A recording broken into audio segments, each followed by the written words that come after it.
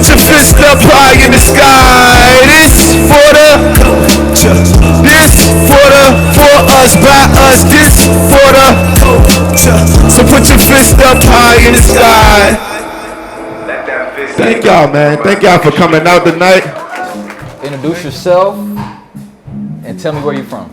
Man, you know what time it is, bro. Jarrell the Griot, born and raised Prince George's County, Maryland. Had a little stint out in Greensboro, North Carolina. Shout out to my Aggies. You know what I'm saying? But yeah, we from around here.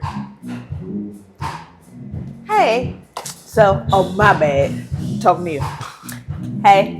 My name is Jasmine Nicole. I'm from here, Prince George's County, raised DMV, Prince George's County, all of that stuff. Had a little stint in Duval, Florida. But yeah, I'm from around here. And how did you get started with music? What inspired you? Let's start with you, Jarrell. Okay. How did you get started with music, and what inspired you to pursue this path? I say heartbeats been my heartbeat, you know what I mean? So I've been in music way back, like it's definitely pictures of me. My dad used to always talk about I be singing Naughty by Nature. Like, and I say that in one of my songs. I'm like singing Naughty by Nature in the car seat. Like hip hop array was like my joint when I was even a little kid. So hip hop as a culture been a part of my life forever.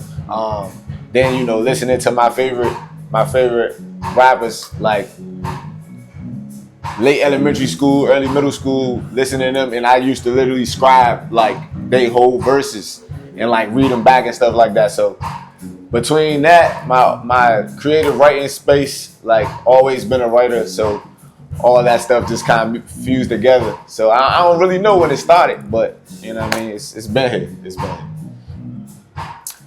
For me, music started early on. I say around about 3. I had recordings of me like singing with my mother, and my mother trying to sing and me saying, "No, stop, cut it out." Like, yeah. So I've been singing forever. I do have a background in the church, so that helped to shape the sound and all of that. But then went to school for music. I was in performing arts, middle school and high school. Then majored in music when I went to college. So been doing music all my life. I ain't really a point where I haven't been doing music.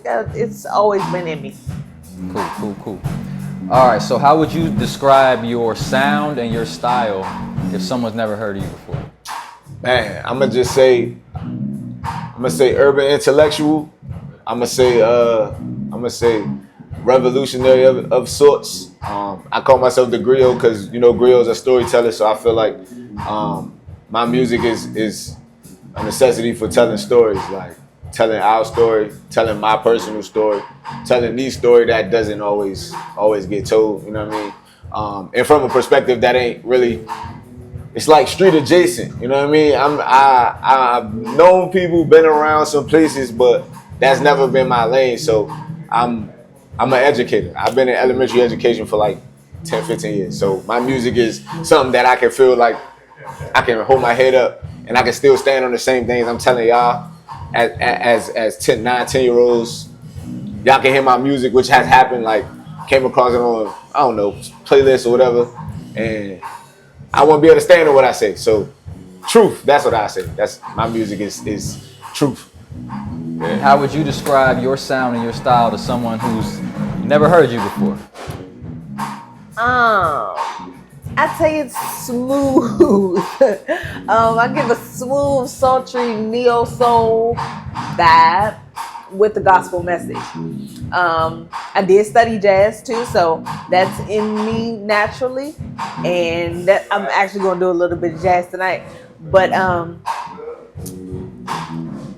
mix-up of all the things, like jazz, R&B, soul, gospel. Something that make you feel good. I make feel good music. I like music that I can vibe to. So it's real vibey. Yeah. Feel good is good. Like that's good though. Like it's feel good music. Yeah, feel good. I can agree with that. Feel good truth. Feel good truth. Yeah. That's like, the combo. You know what I'm saying? That's the combo. Like putting the pills in the applesauce type of energy. Like I feel that. Yeah. All right, cool. So Sorry, now, that's parent coming up. My yeah, bad. facts. So what's your creative process like when making a song? You know, do you start with the lyrics, you start with the beat, or you know, just a vibe? I've definitely done it both ways. Definitely been in a space where, okay, a beat playing, I like how this is. How would I hit this? Like, what cadence would I use for that? How would I switch it up, whatever. But in other times, like I've turned sonnets, I've turned, free verse poems into songs. You know what I'm saying? So just however the flow, like vibe. however It's the the flow, vibe. however the vibe. Yeah, it hits. When it hits, and yeah. You got an answer for that one? Yeah, I got an answer. Wait, say the question again. What's your creative process like? Oh, You yeah. start with the beat, the lyrics, or just vibe? Yeah, I usually start with a beat or a melody. Actually, I start with a melody, get a flow. The beat, I tend to, I'll start with the beat, and then once I feel what the vibe is, and then I'll go with my lyrics and stuff at the end. I feel like for me, I enjoy songwriting, but writing is actually one of the hard parts. My favorite part is doing the harmonies and actually singing and all of that stuff. So I enjoy that part of the creative process. I go through everything else because I need to get there. So yeah. Got you. You more the melodics, how Yes, it sounds yes. sonically. How it sounds. Let somebody else sonically. write the lyrics. There you go, and then I'll freak it on my own. But yeah, Cool. So yet again, like a dichotomy thing happening, like both things are necessary. yes, he's the lyrics, I'm the sound. You know what I'm saying? All right, so if you could collaborate with any artist, past or present, who would that be and why? You want to go first with that? Do you have an answer to that question? That is a hard question. Just one person. Just one, two. Just one person. Man, all right. Who?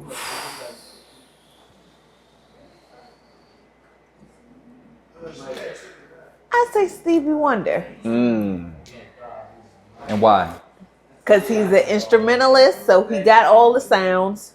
He's definitely an instrumentalist with his vocals, like his voice. He can do a whole bunch of stuff with his voice. And then come around to producing, like he has a good final product. Like so, I could take a whole bunch of stuff from him. So yeah, I would. And his wisdom, because he's been in the game for a long time. So It's a joke in the industry. Can Stevie see? I don't know. All right. And who you got? Man, I was just rolling like, because I got two people like I want to say, but I'm gonna have to go with Pac. I'm gonna have to go with Pac, and that sounds hella cliche, but like the type of artist he is, I emulate in the way of he didn't box himself into one particular thing. Like it was always I'm just a creator. And I'm a revolutionary, so all of my things that I do have a message, they have a purpose behind it. But you know what I'm saying, I can do it in different mediums. And I think working with him, and I wouldn't even want to just do a song. Like if I collab, like it would be like a whole something. Like I don't know what that is, but yeah, I'm gonna say Pop for that reason. It'd be something that's everything, not just music. Cool. So now, moving forward, I know you do videography on the side, Jarrell. I know, Jasmine, you do audio engineering on the side. So as a videographer, how does that skill influence your music? I mean, once again, it's telling a story. You know what I mean? You as a videographer, you know what time it is. Like when you're making a project, it should be something that is taking you from one place to the next, or challenging your thinking in some kind of way. And I think experiences is the way to do that. So I mean, whether it's like live streaming, like which we doing for Rhymes and Rhythm tonight. Shout out Rhymes and Rhythm. Shout out Rhythm Visions for giving me opportunity to put things together. And learn my craft a little bit more from a different lens than how most people would approach this. You know what I mean? So it's like a production overall thing. Looking at the big picture, that's the aspiration. So getting the opportunity to do that with Rhythm Visions as an example is cool. Like, do you create your music with the vision of your visuals in mind, or? I mean, and the thing is, I haven't even done actual visual because it's, and I don't know if you've had experience like it's hard being like the behind the scenes person and in front of the camera person That's why I'm back here. at the same time. And it's like when I'm making music or I'm doing visuals for a song, like I gotta be in the front. So it's like I have a different lens because I'm showing up as the artist for the song, and because I understand the processes of how creators move, like I give them the creative privilege and you know because that's the lane that I am bringing them in to collaborate with me for. So it's kind of hard. But in terms of making stories outside of that, like I see truth. Like what tells the truth? What is giving us a reality check that might not normally have come. So that's it's a hard process. And now, Jasmine, does the fact that you're an audio engineer, does that make you more critical of your own music? How does that impact the process? It does and it doesn't. What being engineering other people actually helps me to be a little more creative because I'm listening to them and how they interpret the song, what they do with their voice in the song. And so it helps me to kind of think outside the box, sometimes like borrow from this person, and then it helps me to create different ways of singing whatever I want to sing. But it has also helped me to hone in on my like actual craft, the technicality of singing, like really being a real singer, not just being able to sing in the studio. Because nowadays, people singing in the studio is kind of easy. So, because we can fix whatever it is. All the tools, AI, you got probably. AI too. Yeah. You got the auto tune and you got all the things. So we can fix you and perfect your voice, but it's best when you naturally know how to do what you can do. So it has helped me to stay on top of my actual vocal chops. Yeah. And cool when they love, that's the kind of magic music we make with our lips when we kiss. And there's a weepy old willow, he really knows how to cry. That's how I cry on my pillow. So, Jarrell, do you have any new music that's out, coming soon? Yeah, man. Talk about your projects. Well, I guess not too soon, not too long ago. Our anniversary was October 21st. Whoop, whoop. Facts. That we celebrated 2 years. So I dropped a project called For the Love of Life on that day, which was super cool. We did some little short visuals as a family, so that was all dope. So yeah, you could just go check that out. You know what I mean? That's on streaming everywhere. And we might got some things coming. Who knows? If it's not music, it may be something else that might be. You know what I'm saying? Might be coming. You know, we got a lot of things coming. Yeah, I feel that. You catch my drift, so I feel that. yeah. And Jasmine? Coming up in the near future.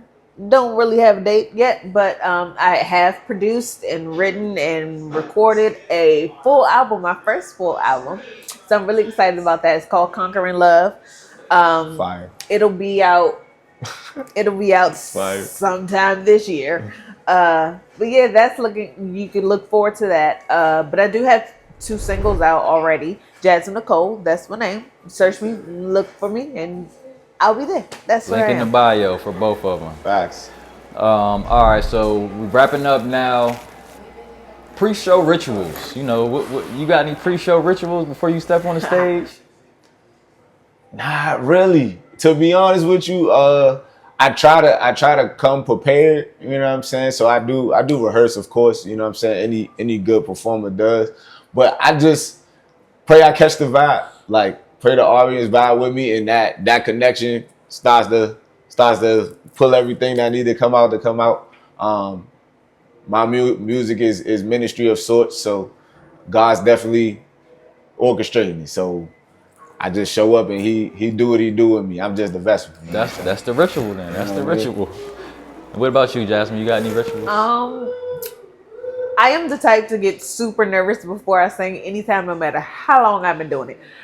I'm always going to be nervous, so I definitely prepare, rehearse, and then it's like, all right, that's enough. you can't do it no more. Can't get no more So ready. right, you can't get no more ready. So, I warm up before, like Sharpay on what is that, High School Musical. I do my warm up to make sure my voice is ready, and trust that I'm already prepared. And that's all I can do at that point. And like I said, let God take the rest. Jesus take the wheel, and that's it. All right, so before we let you go, you know, where can the people find you? Social medias, you know, where do we find your music to help support you? Yeah, man. Well, at J123 on Instagram. You can check the link in the bio. That give you everywhere I'm at. Check the website out. Into the Grill Sphere. That's my production company. Into the Grill Sphere. So go there. Yeah.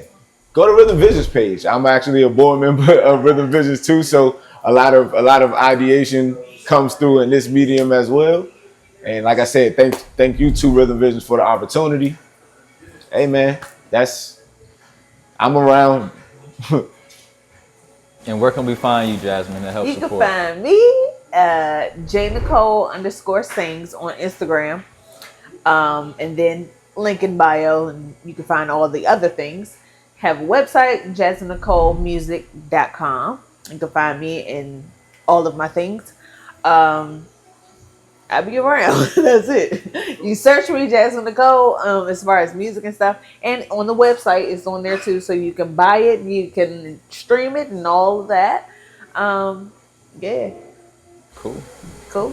Well, we appreciate you coming on Rhymes and Rhythms, Rhythm Visions Productions. Thanks for Meet the having Artist, us. first show of the season. Yes, so thank you. yes. Thank you. Elevate.